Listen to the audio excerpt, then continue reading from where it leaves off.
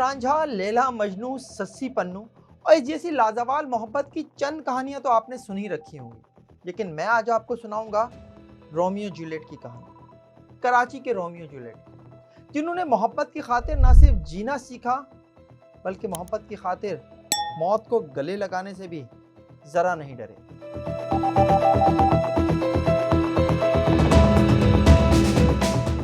आप सोच रहे होंगे कि क्राइम शो पर मोहब्बत की बातें हैं। जनाब, ये मोहब्बत की एक ऐसी दास्तान है जिसने कराची का अमन तबाह कर दिया था। शहर में आग लगा दी थी, हंगामे फूट पड़े थे, लाशें गिरने लगी। एक ऐसी दास्तान जिसने कराची की दो कौमियतों को एक दूसरे के सामने खड़ा कर दिया था। 90 की दिहाई की ये दास्तान मोहब्बत मैं आपको सुनाऊंगा अपने अंदाज में, लेकिन इससे पहले अगर आपने मेरे चैनल को सब्सक्राइब नहीं किया है तो प्लीज़ सब्सक्राइब कीजिए, वीडियोस को लाइक और शेयर कीजिए और कमेंट्स करना ना भूलिएगा। बहुत इंजॉय करता हूँ मैं आपके कमेंट्स को। वो एक दूसरे के आशिक ही नहीं थे, एक दूसरे के लिए मर मिटने के लिए भी तैयार थे और उन्होंने ऐसा करके भी दिखाया। एक ने अपनी मोहब्बत की खातिर सीने पर गोलियां खाई तो दूसरी भी डरी नहीं। एक तरफ नफरत की आग फैल रही थी और दूसरी तरफ वो डट कर अपने महबूब के साथ खड़ी थी। और जाहिर है, प्यार किया तो डरना क्या, प्यार कोई चोरी तो नहीं है। ये दास्तान है कराची के एक महाजिर घराने के एक लड़के की, जिसने इश्क किया एक पठान घराने की लड़की से। आप में से बहुत से लोगों को कराची की ये रोमियो जूलियट तो याद होंगे ही, कमर अहसन और रिफत आफरीदी। और जिन्हें याद नहीं वो जरा जुड़कर रहें और देखें कि इश्क कैसे नचाता है करके थैया थैया। 90 की दिहाई में कराची में सहाफत और खास तौर पर क्राइम रिपोर्टिंग कोई आसान काम नहीं था। शहर को न जाने किसकी नजर लग गई थी। सुबह से शाम तक या तो लाशें गिरती थीं या फिर मुहासरे और गिरफ्तारियां होती थीं। और शाम में अखबारात के दफ्तर में बैठकर हम सहाफ़ी एक दूसरे से स्कोर पूछा करते थे, लाशों का स्कोर। एक तरफ शहर में ये सब चल रहा था और दूसरी तरफ कहीं मोहब्बत के तीर चल रहे थे। एक तरफ रोज कई घर उजड़ते थे और दूसरी तरफ मोहब्बत ने दो ऐसे दिलों में घर कर लिया था जिनका घर बसने का कोई चांस नहीं था। एक पठान बस ड्राइवर की गफलत से एक महाजिर घराने की बेटी बुशरा जैदी की हादसे में हलाकत के बाद शहर में महाजिर पठान फसादात की आग को भड़के अभी कुछ ज्यादा ही अरसा नहीं हुआ था। अभी एक दिहाई ही गुजरी थी, लेकिन कुछ चिंगारियां अभी भी राख तले बाकी थी। लेकिन असल आग जल रही थी कहीं और, कमर अहसन और रिफत आफरीदी के सीनों में। मोहब्बत की आग। शहर में एमक्यूएम महाजिरों के हुकूक की अलंबरदार थी तो दूसरी तरफ पठानों के हुकूक की बात करना एएनपी अपनी जिम्मेदारी समझती। दोनों एक दूसरे की कट्टर मुखालिफ सियासी जमातें और जब मौका मिलता एक दूसरे के सामने मैदान में आ जाते। लेकिन जिनके दिलों में मोहब्बत ने डेरे डाले हुए हों उन्हें किसी की सियासत से क्या लेना। उन्होंने न जाने कब साथ जीने और साथ मरने के अहदो पैमा कर लिए। नॉर्थ नाज़िमाबाद का इलाका हुसैन डी सलवा टाउन, जहां पक्के घरों से जुड़ी कच्ची आबादी में कई दीगर पख्तून फैमिलीज की तरह एक आफरीदी फैमिली भी रिहाइश पजीर थी। और करीबी घर था उस नौजवान का जो मोहब्बत की एक नई दास्तान लिखने जा रहा था। एमक्यूएम के रुकन कौमी असम्बली कंवर खालिद यूनुस का फर्स्ट कजन। आफरीदी फैमिली के कबायली इलाके से कराची हिजरत भी कोई 80 की ही दहाई की कहानी है। 1998 में जब रिफत आफरीदी के लिए सब कुछ कर गुजरने की ख्वाहिश रखने वाले कमर अहसन ने रिफत आफरीदी से शादी करने का सोचा तो उस वक्त उसकी उम्र सिर्फ 18 साल थी। और ये कोई पहली नज़र की मोहब्बत नहीं थी। कराची आमद के बाद दोनों फैमिलीज में मेल मिलाप तो हो ही चुका था और बचपन भी साथ खेलते ही गुजरा था। दरमियान में कंवर अहसन अमेरिका चले गए, लेकिन रिफत से राब्ता बरकरार रहा। उन दिनों मोबाइल फोन्स तो हुआ नहीं करते थे, पीटीसीएल फोन ही राब्ते का वाहिद जरिया था। और उन दिनों कंवर अहसन अमेरिका में जो भी कमाते वो पाकिस्तान में रिफत से बात करने पर खर्च कर देते।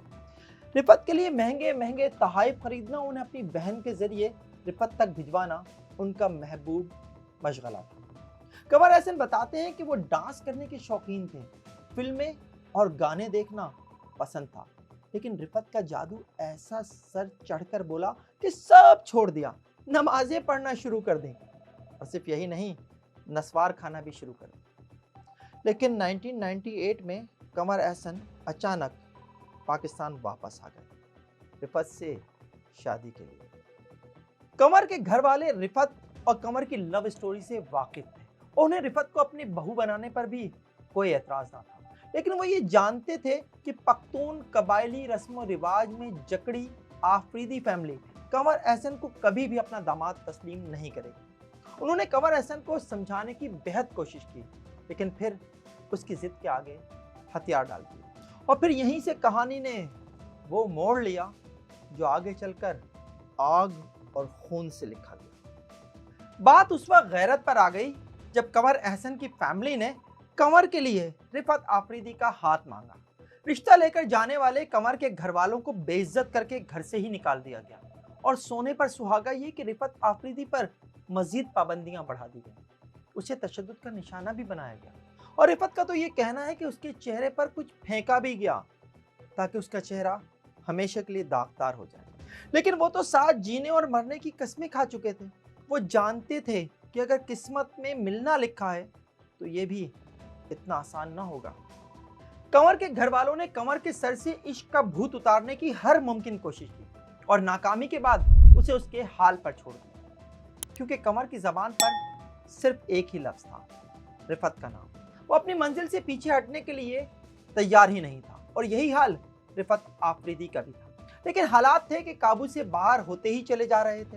रिफत पर तशद्दुद का सिलसिला बढ़ता जा रहा था और ऐसे में कमर अहसन ने एक और कोशिश की। वो एक दफ़ा फिर रिफत के घर पहुंच गया।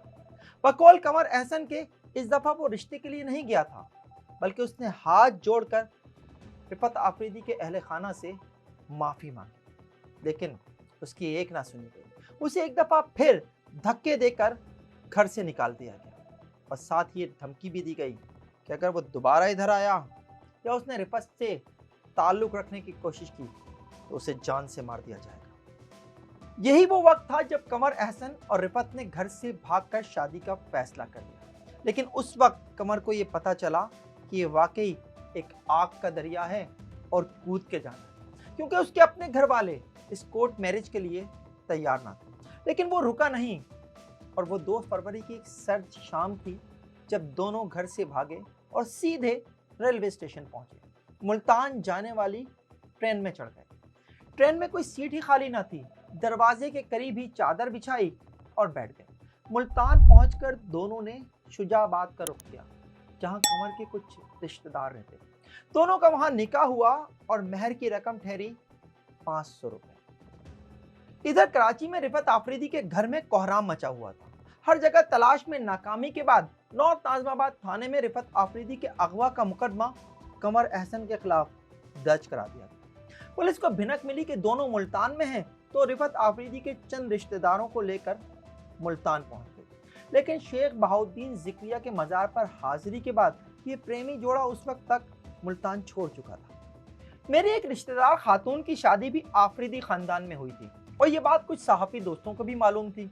मैं उन दिनों जिस अखबार से वाबस्ता था वहाँ रिफत आफरीदी का नाम लेकर मुझे चिढ़ाने की कोशिश भी की जाती थी और हम जवाब में जब प्यार किया तो डरना क्या गुनगुनाते रहते थे। इस वाक़े के बाद शहर में आग लग गई थी। एएनपी के मुकामी रहनुमा रिफत आफरीदी की फैमिली के साथ खड़े थे और कमर खालिद यूनुस की वजह से एमक्यूएम कमर अहसन की फैमिली के पीछे खड़ी थी। शहर में हंगामे फूट पड़े थे। मुख्तलिफ इलाकों में जलाओ घेराव के वाक़यात हुए और फायरिंग और शेलिंग के वाक़यात में 3 अफराद मारे भी गए। मैं चूँकि उन दिनों खुद भी क्राइम रिपोर्टिंग कर रहा था, इसलिए इस वाक़े से जुड़ी हर खबर पर नज़र रखता था। इन्हीं दिनों खबर मिली और पुलिस जरिए से मिली कि रिफत आफरीदी और कमर अहसन रावलपिंडी पहुंच गए और वहां रिफत आफरीदी ने मजिस्ट्रेट के सामने अपने बयान में कहा है कि उसके घर वाले उसकी शादी एक बूढ़े शख्स से करना चाहते हैं और उसने घर से भागकर अपनी मर्जी से कमर अहसन से शादी की। इस खबर के बाद शहर में मजीद कशीदगी फैल गई और शहर के हालात को कंट्रोल करना पुलिस और कानून नाफिज करने वाले इदारों के लिए मजीद मुश्किल हो गया। शहर में अमन अमान बहाल हो जाए, इसके लिए पुलिस का सिर्फ एक ही टास्क था और वो था कमर अहसन की गिरफ्तारी। और वे पुलिस इसमें कामयाब भी हो गई।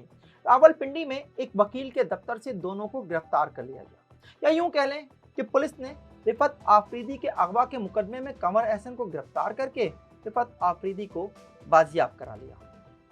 دونوں کو کراچی لایا گیا اور دونوں کو الگ الگ رکھا گیا، اور اب اگلا مرحلہ تھا عدالت میں پیشی۔ قمر احسن بتاتے ہیں کہ CIA سینٹر میں جہاں انہیں رکھا گیا تھا، رات بھر پولیس اہلکار انہیں ڈراتے تھے۔ وہ کہتے تھے اگر رفعت نے تیرے خلاف بیان دے دیا تو گیا، اور میں کہتا تھا کہ دیکھ لینا، صبح ہو جانے دو، وہ یہی کہے گی وہ میری بیوی ہے۔ قمر احسن کا پیار سچا اور یقین غیر متزلزل تھا۔ اس نے جو کہا تھا وہی ہوا۔ رفعت نے عدالت میں بیان دیا کہ اس نے اپنی مرضی سے قمر احسن سے شادی کی ہے اور وہ بالغ ہے۔ آفریدی فیملی کے لیے رفعت آفریدی کا یہ بیان کسی تازیانے سے کم نہ تھا۔ اس بیان نے ان کی رہی سہی عزت بھی خاک میں ملا دی تھی، اور ایسے وقت میں جب عدالت قمر احسن کی درخواست ضمانت پر اس کی رہائی کا حکم ہی جاری کرنے والی تھی، آفریدی فیملی نے ایک نیا شوشہ چھوڑ دیا۔ عدالت میں ایک نکاح نامہ پیش کیا گیا اور کہا گیا کہ رفعت آفریدی تو پہلے سے شادی شدہ ہے، اس کا نیازبت نامی شخص سے نکاح ہو چکا ہے، اس کی منکوحہ ہے، اس نے نکاح پر نکاح کیا ہے جو غیر قانونی بھی ہے اور غیر شرعی بھی۔ ہم روز اس خبر کے پیچھے بھاگ رہے ہوتے تھے۔ عدالت میں تاریخ پر تاریخ چل رہی تھی اور دوسری طرف پورے شہر کا ماحول بدستور کشیدہ تھا۔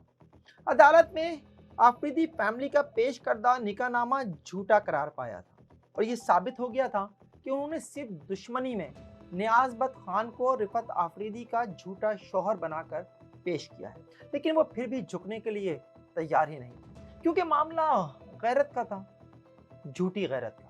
اور پھر مجھے وہ دن آج بھی یاد ہے جب ان دنوں کی سب سے بڑی خبر بنی، قمر احسن کو عدالت میں گولیاں مار دی گئی۔ سٹی کورٹ میں دوسری منزل پر واقع جوڈیشل مجسٹریٹ سینٹرل کی عدالت میں اس دن قمر احسن اور رفعت آفریدی کیس کی سماعت تھی۔ جیل سے قمر احسن کو ہتھکڑیاں پہنا کر لایا گیا تھا۔ اسے قتل کی دھمکیاں مل رہی تھیں، لیکن حالت یہ تھی کہ صرف 2 اہلکار اس کے ساتھ تھے۔ ان میں سے ایک نے اس کی زنجیر تھامی ہوئی تھی، اور پھر جیسے ہی فائرنگ شروع ہوئی، دونوں اہلکاروں نے اپنی جان بچائی اور قریبی عدالت میں گھس گئے۔ قمر احسن پر فائرنگ کی رفعت آفریدی کے والد، بھائی اور مبینہ شوہر نیاز بت خان نے۔ قمر احسن کو سینے، پیٹ اور ٹانگوں پر گولیاں لگیں اور وہ فرش پر گر گیا۔